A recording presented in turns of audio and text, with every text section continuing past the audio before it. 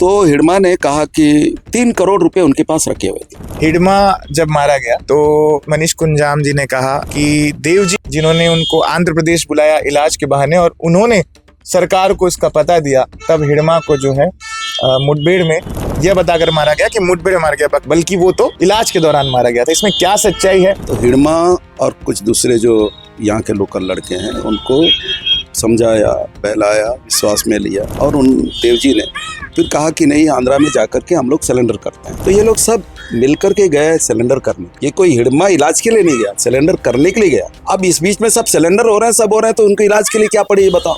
ये जो हवा में जितनी बातें हो रही है ना, ये फालतू की बात है कि हिडमा वहाँ इलाज के लिए गया, उनको ये पकड़े वो पकड़े, ये बेकार की बात है। सच्चाई ये है कि इस बीच में सारे बड़े नेता जब सिलेंडर कर रहे हैं तो ये सिलेंडर करने के बाद अपना इलाज कराएगा कि इसके पहले इलाज कराएगा। गजब है ये। और हिडमा को उससे पहले पेक इनकाउंटर में मार डाला गया।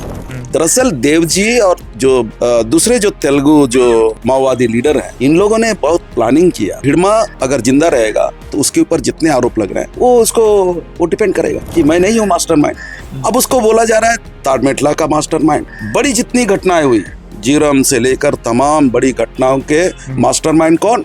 हिडमा।